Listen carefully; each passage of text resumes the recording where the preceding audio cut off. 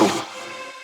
All right, so check this out, guys. We have Zona Reds in the house. This is going on a 2015 GTR. We've done a lot of the greens from Zona and FP, but we've not done the reds. And it is retaining the factory manifold, but what they've gone ahead and done, unlike the greens, is they've modified the turbine housing portion to accept their really badass billet HRA, which is considerably bigger. You can see that they did a really nice job. And it has the X2C compressor cover on this bad boy. So it's all made for the GTR style compressor outlet using the Tile internal wastegate actuator.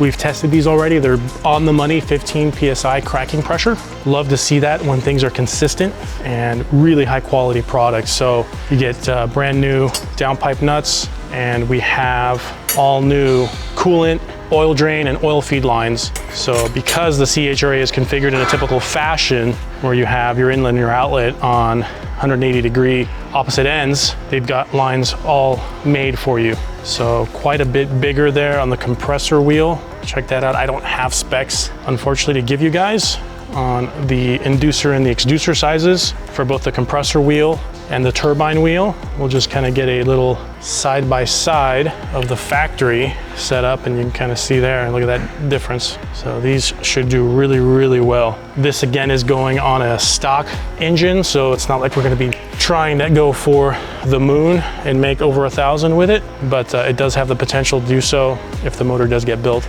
and the transmission gets upgraded. So it'll be interesting to see how these come in as far as spool and response versus the greens. Of course, we know that they're not going to be quite as responsive, but it'll be interesting to see using Zona Tile FP's, latest turbine wheel design and compressor wheel designs to see how these bad boys respond. All right, guys, so we've gone ahead and mocked up our right-hand side turbo. And I say mocked up, I've got our manifold nuts in place, but everything's kind of loose. And because we have new hard lines, obviously this is the aftermarket, it's not going to be as simple as just bolting it in. You are going to have to tweak stuff, modify things a little bit. So before we actually tighten down the inside coolant line, we left it loose, and we went ahead and mocked this bad boy up pretty close, and we had to bend the inside line that goes to the block so we can get our factory banjo bolt to fit in there. So we've gone ahead and done that, and with both of them threaded in by hand, I've gone ahead and tightened down the inside banjo bolt directly on the CHRA, so that's tight. And once we get the manifold tight, we can go ahead and finish tightening up all our hard lines, because we don't want them to be under too much strain and have too much stress on them. So here's the other one we're mocking up now. This is the outside line. This stuff all runs a little different than the factory has it, but you can see that you kind of have to get in there and bend it a little bit to get it where you need it to.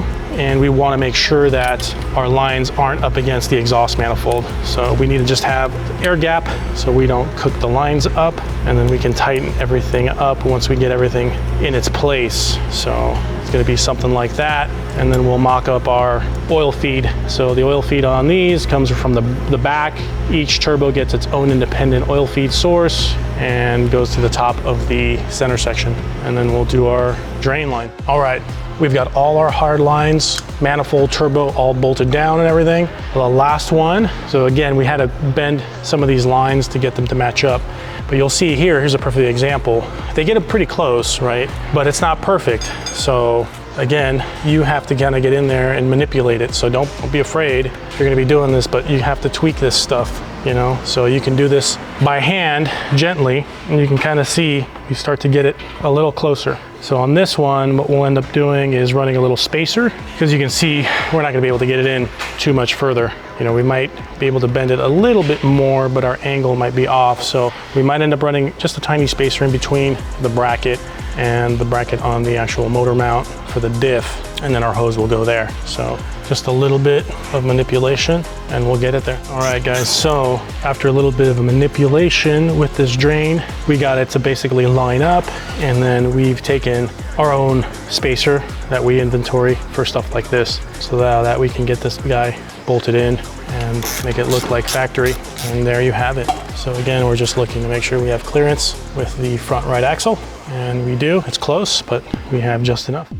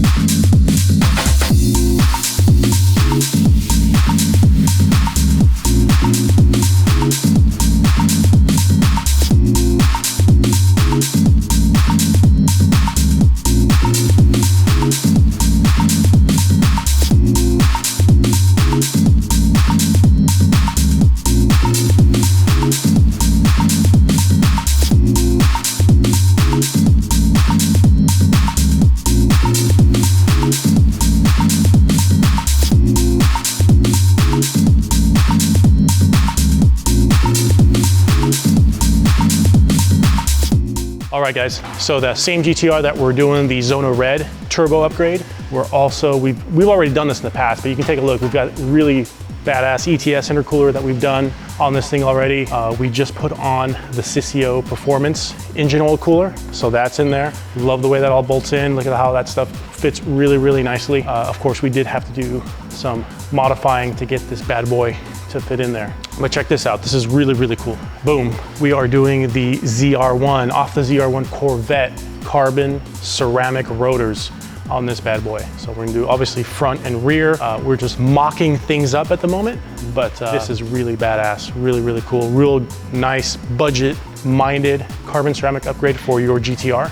Right now we have the calipers getting machined by our local machine shop to accept the larger thickness of these rotors. So we've got that going on. The rears will be bolt in. We won't have to do any modifications to the shield or to the caliper. So let's actually take a look at the weight differences, right? I'm kind of curious. So we have the original factory rotor right here, and it's quite well worn. It's got some good grooves in it. So what does this bad boy come in at for weight? So here you have it, 23 pounds and 10 ounces is what the factory rotor, used rotor, is coming in at. So besides the ability for the carbon ceramic material to provide better stopping power, the weight reduction is huge, especially the reciprocating and the rotating weight. So let's take a look and see. Let's unbox this carbon ceramic. All right, there is our carbon ceramic. Definitely much lighter. And look at that, 13 pounds, 7 ounces. 10 pounds right there, guys. So that's huge. Figure you're gonna be saving 10 pounds per axle, or per wheel, I should say. That's 40 pounds. That's substantial, especially on a heavy car like the GTR. That's a big deal. That's really cool. All right, and the other thing we're gonna be doing, the car already had 3-inch intakes. We are gonna be putting on these badass titanium 3.5-inch Rampage cold air intakes. And with those, we get a slightly larger K&N air filter with those. So just like another inch taller, really. But yeah, a lot of cool things going on in this GTR. So it'd be really cool to get this thing out and driving and on the dyno, and let's see what it does. Again, stock engine, stock trans, you know, we're gonna keep it more than likely around 900 wheel, keeping our torque down, of course. But nonetheless, it's gonna be really badass, and really wanna see how these reds come in as far as boost response compared to their younger sibling, the greens. So we'll take a look. I know that these things can probably easily make 1100 wheel when you push them all the way on a built engine. So really nice that it has that flexibility. Later on down the road, if this thing does get a built engine and trans, we can go ahead and crank it up without having to change the turbos again. So yeah, I'm excited.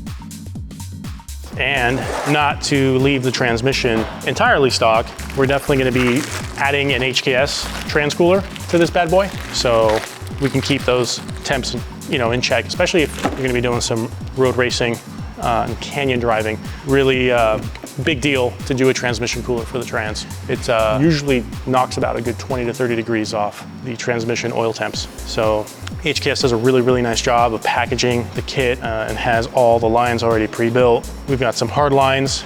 This kit with the lines, it runs off to the right-hand side of the car. Unlike the Greddy runs all the lines to the left. I like the Greddy because it keeps everything to the left, so it makes it, you know, you're not running two sets of lines really. It goes along with the factory heat exchanger coolant lines that run from the front of the engine to the back of the trans. But HKS decided to do it a little different and run it on the right-hand side.